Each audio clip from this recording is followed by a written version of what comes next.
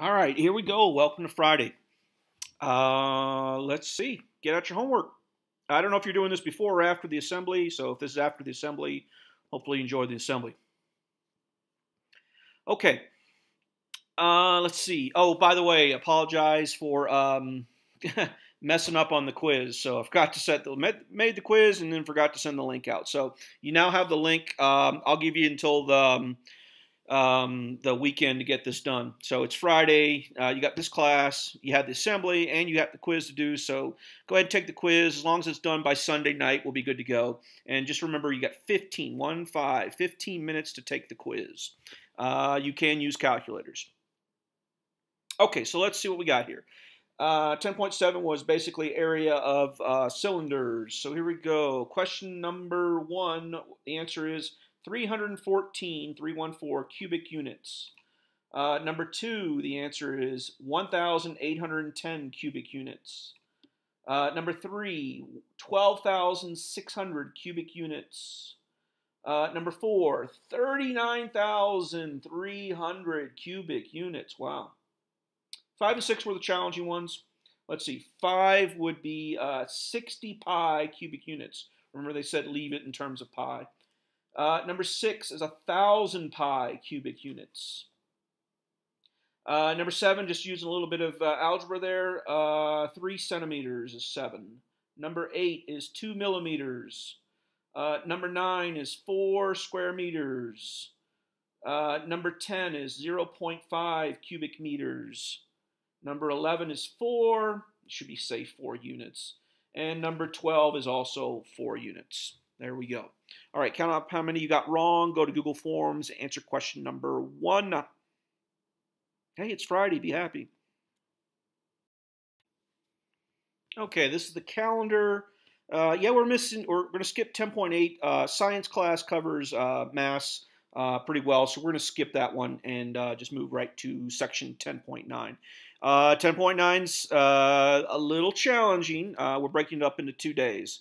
So we'll do 2 days, Friday and Monday of 10.9, then we'll do some review, and then on Friday of next week we'll take the test. Test will be multiple choice. It'll be similar to the quiz. It'll just have all the shapes. So we'll do both area, volume, and today what we're doing is what's called surface area. Okay. All right, here's your homework. Can be found at the bottom of the Google Forms. I'm just going to warn you, this one requires, it's not hard. It's not even that challenging. It just requires a lot of work, Okay. Here we go. So we're going to do something called surface area. I know I've talked about this in class before.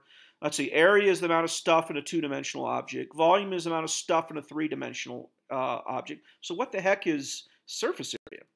Okay. So we have done 2-dimension. That's called area. We have done 3-dimension. That's called volume. Today's class is on surface area. So imagine this. Take any 3-dimensional shape.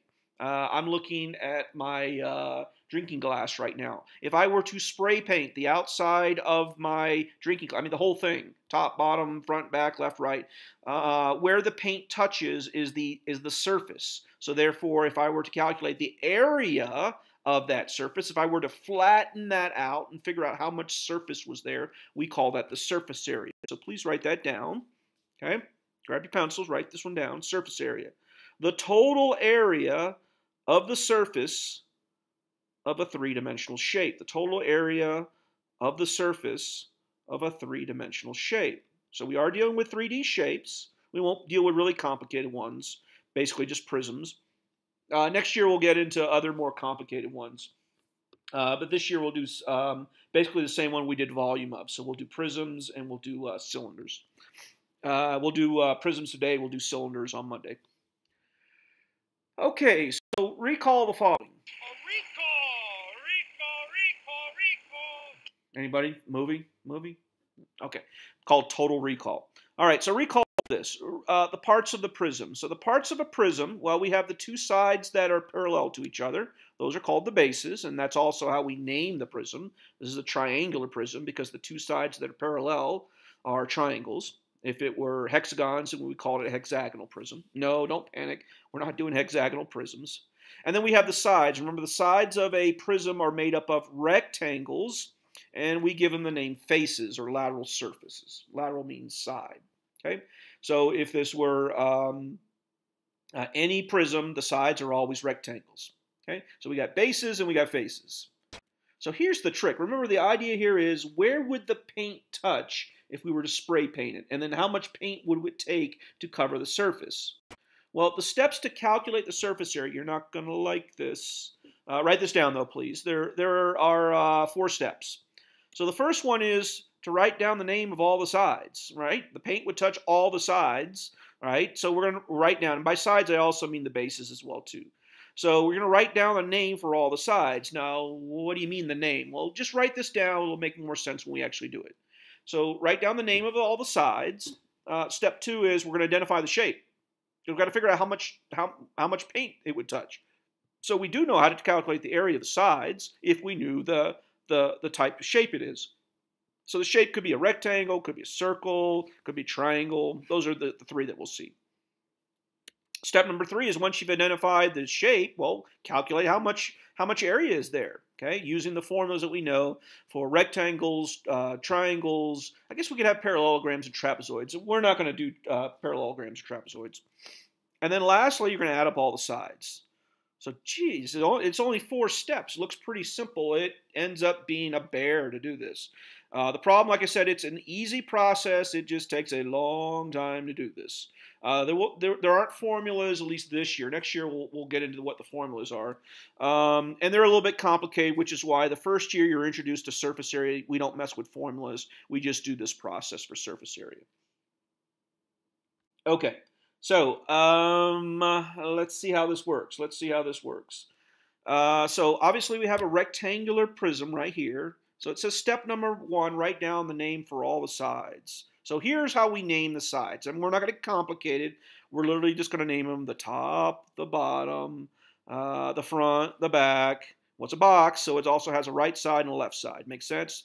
And you can come up with any name you want to call them. Tom, Fred, Harry, whatever. You can do that as well too. Right? So, but you do need to come up with names. And I would just say the more descriptive they are, the better off you are. So top, bottom, front, back, left, right work well. Step number 2 is identify the shape of those sides. So let's look at the top. Look at the top of this shape. What is the shape? Well, obviously the shape is a rectangle. And yes, I understand, it takes a long time to write the word rectangle. You don't necessarily need to write the word rectangle, but you do need to identify what shape it is. So it turns out for a rectangular prism, all the sides are right. We're not saying they're the same rectangle, but all the sides are rectangles. And the reason we're giving them the name is because on the next step is to, calculate the area of each side. We need to know what shape it is. So we know the top is a rectangle. What's the formula for area of a rectangle? Anybody? Anybody? David? That's right, length times width. You could have said base times height as well too. And then we're going to plug in the numbers. So let's just look at the top and figure out what numbers are the length and the width. Well, notice on this particular one, the top and the bottom aren't labeled. But the top isn't labeled, but the bottom is. The bottom, the length is 12 and the width is 2. Well, if the bottom is 12 and 2, then the top must be 12 and 2. 12 times 2 is 24. Okay, so I calculated the area of just the top. Well, the nice thing about and this is only for rectangular prism, the nice thing about rectangular prism, if the top is 24, well, then the bottom must be 24. Now, we also have to do this for the front and the back and the left and the right. So let's do that. So the front, let's look at the front. The front is a rectangle. We know the area is length times width. So let's see, the length is 12, but the width is not 2. The width is 4. Can everybody see that? Can you see that the length is 12? That's the obvious one. But can you see that the width is actually 4? Not listed on the front, but it is on the back. Okay, 12 times 4 is 48. If the front's 48, then the back is 48. Make sure you understand the logic of why I'm saying the front and the back are the same. Remember, for rectangular prism, right, opposite sides are parallel and they're also congruent. They're the same measurement. So all we got to do is left and right side. So I guess we do the right side first. It's the easiest. Well, I think you can see on this one it's labeled 2 and 4. So 2 times 4 is 8. And if the right's 8, the left is 8 as well, too. This is only for rectangular. This is not true for triangular prisms. Okay? Step number 4 is simply add up all the areas. So we add up all those areas, 24 plus 24 plus 48 plus 48 plus 8 plus 8. Well, luckily for you guys, it is calculator tested. This wasn't too bad to add up by hand. But if we add them all up, we get 160. And since we're doing area, it won't be in cubic units. That would be the volume. We're doing area. Ends up being 160 square centimeters. So if you go to a paint store and you're like, I got to paint something, the paint will say it covers so many square feet or so many square inches, that sort of thing. And that's because they're calculating the surface area of something. Hopefully that makes sense. Well, that was a lot of work. And all of these for surface area requires a lot of work, a lot of work. All right, let's do one together. Grab a piece of paper. You don't need to draw the shape. You just need to look at the numbers and the dimensions. Dimensions just means how long are each side. Okay, step number one, we're going to write down a name for all the sides. For a rectangular prism, it's always the same. Top, bottom, front, back, left, right, or right, left. Make sense? All right, pause the video, see if you can beat me to the answer. If you can't, then we'll work this together. All right, well, let's see. Rectangles. Yeah, they're all rectangles. So the top's rectangle, the bottom's rectangle. Front's a rectangle, the back. You don't need to write those down. But you do need to realize they're rectangles, because the next step is when we calculate the area, we got to know the formula. The formula for a rectangle is length times width, right? So we're looking at the top. The length looks to be, well, there's nothing listed, but if we look at the bottom, it's 8 and 3. Can you see that? 8 and 3. The length is 8 and the width is 3. 8 times 3 is 24. The top is 24. The bottom's got to be 24 because it's the same dimensions. Let's look at the front. Let's see, it's length times width because it's a rectangle. The length is 8. What's the width? Kind of hard. You got to be careful. Yeah, the width isn't 3. The width is 4, right? Just for the front, right? So 8 times 4 is 32. If the front's 32, then the back's got to be 32. All right, how about the right side? That's the easy one, 3 and 4, right? So that would give me 12. If the right's 12, then the left's got to be 12. All we got to do is add those all up together. That's the last step. Add them all up. So we add them all up. We got 136, and the units will always be squared because it's surface area, so square centimeters. Make sense? All right, let's do one more together. If you got the idea, go ahead and pause the video, get to the answer, and then play the video and make sure that your answer matches mine. Okay. So we got a rectangular prism, right? Write down the names. The names for rectangular prisms are always the same. So top, bottom, front, back, right, left. Make sense?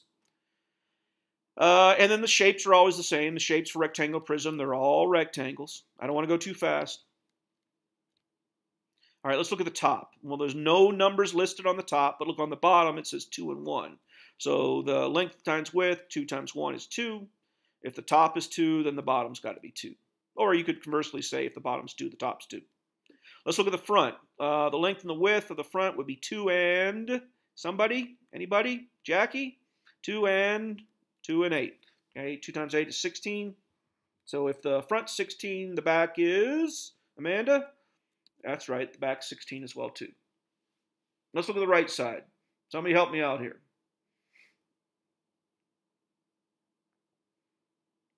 Okay, thank you from the peanut gallery. Length times width, the right side is 1 and 8. 1 times 8, that would be 8. And if the right is 8, then the left side is 8 as well too. We add them all up. Okay, by the magic of PowerPoint, it tells me the answer is 52 square centimeters. Cool? Got it? All right. This is the next question on Google Forms. Go ahead and pause the video, get to the answer, and then play to see if your answer matches my answer. How'd you guys do? Okay, so let's see. It's rectangular prism, so we got front, back, or sorry, top, bottom, front, back, right, left. They're all rectangles. The top is 22 by 1. That's 22. So is the bottom. The front is 22 by 1. So is the bottom. And then the right and the left are 1 times 1 is 1. Okay, we add those all up. What do we get? We get 90 square centimeters. Got it? Okay. Yeah, rectangular prisms, okay, I'm not going to claim that it's quickly done. It's not, but it's not too bad. The ones that will give you problems are the triangular prisms. So watch me do one.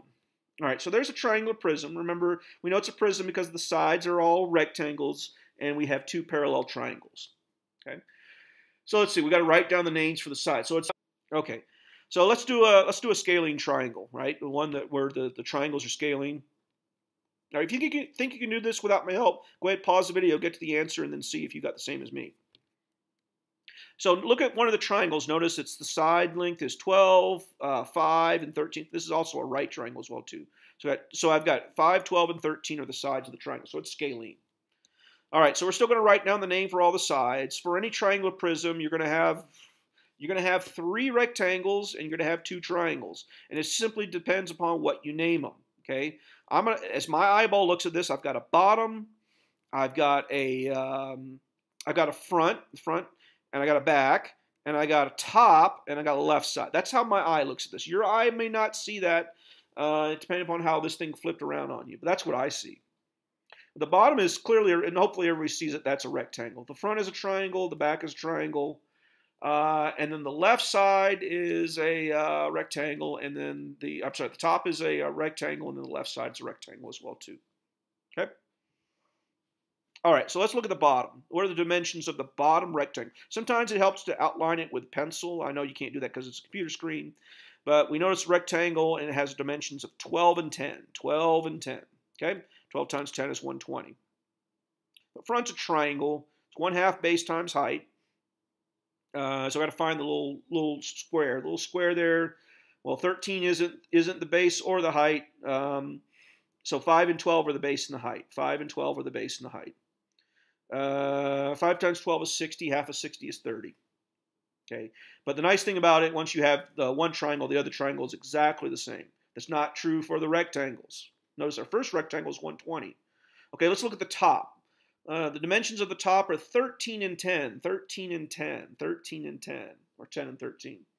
So notice the first rectangle is 120, the second rectangle is 130, different. And then the left side looks like it's 5 and 10. Can you see that? 5 and 10 for the left side? 5 and 10? Well, that's 50. Notice all my rectangles have different sizes. All my rectangles have different sizes. But the rest of the process is still the same. We simply add up the values, and we get 360 square centimeters. Okay? All right, let's do one more together. Is this one scalene? Yep, it is. No, this one's isosceles. 5, 5, and 4. 5, 5, and 4. I realize this as I'm looking at the screen. It's kind of hard to see. All right. So let's see. Write down the names. So I got the bottom, I got the left side, I got the right side, I got the front, and I got the back. That's how I'm going to name them. The bottom is a rectangle. The left and the right are also rectangles, and the front and back are triangles. Okay?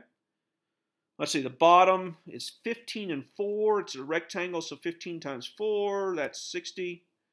The left side is 15 and 5 is what I'm getting. 15 times 5 is 75.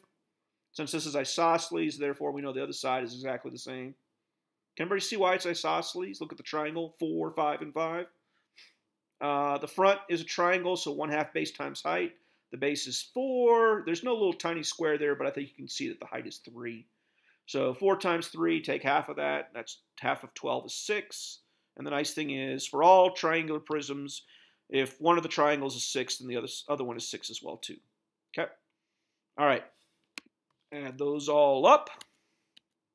We get 222 cubic centimeters. Okay, so I want you to try this one all by yourself. Go ahead and pause the video, get to an answer, put it in the Google Forms, and then come back and check your work. How'd you do? All right. Kai, you want to take a guess? What'd you get? Landon, you want to agree or disagree with Kai? Oh, okay. Well, we'll see which one of you guys are right. All right. So let's see. Write down the same. As my eyeball looks at this, I see a bottom, I see a left side, I see a right side, and I see a front and a back. For me, the bottom is a rectangle, the left side's a rectangle, the right side's a rectangle, and the front and the back are triangles. If that's not how your eyeball sees it, that's fine, just as long as you name them by the correct shape and you put in the right dimensions. The hardest thing is figuring out the dimensions. Sometimes it's Easter egg hunt to find the measurements. For me, the bottom is the easiest one. That's a rectangle, and it's 4 times 8. That's 32. The left side, a little bit harder to see. It's probably the hardest of them all. The left side looks to be 5 and 8. Yeah, 5 and 8. 5 times 8 is 40. Okay. The right side, that's the easy one. That's 8 times 3. That's 24. And let's look at the triangle. Well, the triangle, I'm finding a little square. Square touches the 4, so that's the base and the height. Not listed. Well, but on the triangle, it's 3. 4 times 3 is 12. Half of 12 is 6. And the nice thing is if one triangle is 6, the other triangle is 6. We add those all up, okay, and we get to 108. So which one of you guys were right? Okay. All right, good job, guys. That's it for today. We were just calculating the surface area of prism. Tomorrow, or on Monday, we'll do the cylinder ones. You will get a formula for that one. Here's your homework tonight. Just remember, it is on the bottom of the Google Forms. And with that, I will see you guys. Oh, send me an email if you need any help, and I will see. And we will take the quiz. We will take the quiz on Friday, and I will see you guys on what? I'm confusing myself. We just took the quiz, right? So I'll have the quiz graded by, let's say, Monday, but you will see your grade immediately when you take your quiz.